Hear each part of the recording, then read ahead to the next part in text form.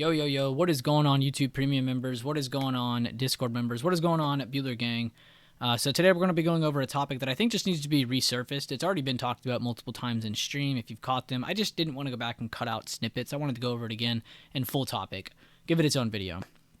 But today I'm going to be going over the order of operations in trading.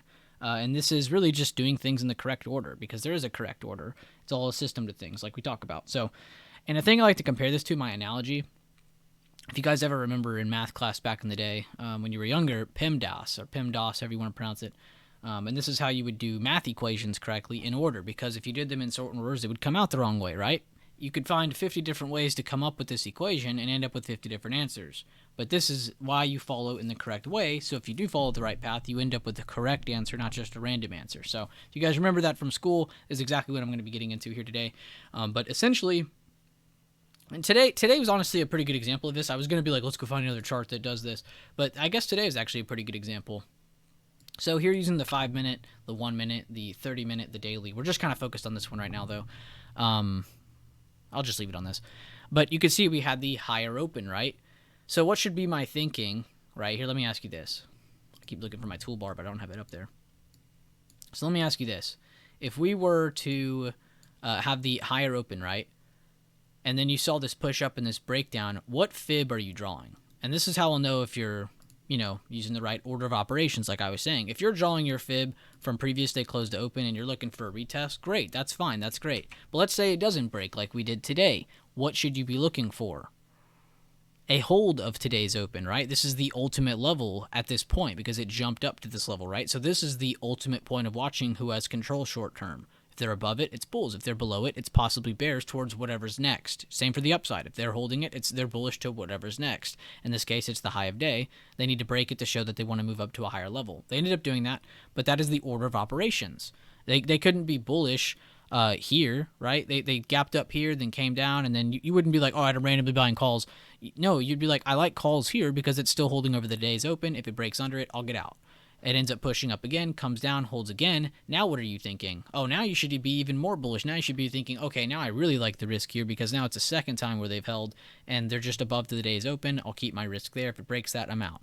But if it pushes up, I'll trim some at the lower high. I'll trim some at the high of day, and then I'll leave a runner to see if it pushes through the new high of day. Now, if you only have one contract, then you need to use the staircase method. Sell it here, right? Because that's the next target. If you only have a couple contracts, sell a couple here, sell the rest here. If you have multiple and you can have enough room to sell a couple here, and make it to runners, then that's great, that's awesome. But you can mental trade other pretend contracts if you don't actually have enough. So please continue to do that, practice like that. That's really how you should practice the order of operations.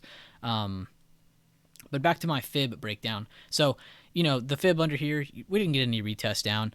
And then I saw a couple people break this down. And if you're one of these people, don't message me and be like, yo, I'm sorry I did that. There's nothing wrong with that. You're totally fine. We're just here to learn, right?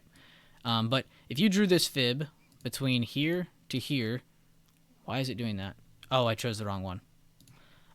If you chose the fib from here to here because you were like, oh, I need to look for a lead test, you are wrong. Yes, this fib did still work, but this is not how you should be drawing your fib. Remember, we gapped up.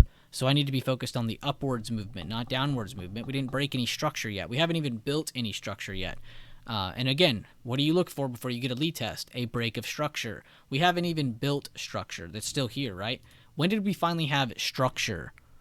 Not until we had a low, or I'm sorry, first established low, and then your second low. This is when you had structure. So if we would have gotten a breakdown of this support and then whatever pullback came up held under that is open, that would be our lead test. Not anywhere above here because, again, we're holding above a bullish point, right? Remember, we gapped up to here, so we're bullish here. As long as we hold this, we should remain bullish until proven otherwise, right? So that's exactly how we need to see things moving forward. So you wouldn't draw your fib that way. How would you draw your fib? You draw it from the low of the move to the high of the move. That's what we're looking at for bulls to continue holding. You can see they held it this first time around, no problem. Second time around, they didn't quite hold it there. So what does that tell us? That bulls are a little bit hesitant. They're needing to see the full retest before gathering enough confidence to think that this can make it to the top of the range. So that's just all we witnessed. We just witnessed a bunch of hesitancy, and then you finally saw them take it. So yeah, they did break under here. It did invalidate short term, but they held under above the what? the ultimate point, the big pivot point of the day. And that's just how today's example works. That's not how they're all going to work. Some days we're going to have a lower open, and we're going to be talking about this in the opposite manner. Some days we're going to open sideways, and we're just focused on breaking the either previous day high supply or the previous day low demand, or whatever, levels outside of that. But that's our main focus, and that's what I wanted to talk about today was the order of operations, being able to do things in the correct order. If we move up and we're bullish, you're bullish until proven otherwise. Find what that proven otherwise point is. In this example is today's open. Vice versa for bearish scenarios. If you're going to go and we have a gap down or we have a sideways open and we break that previous day close, okay, great. You're bearish until what? You get back above that previous day close. Or if you draw a fib from you breaking that close, like let's say you get this. Let me just draw it instead of talking about it.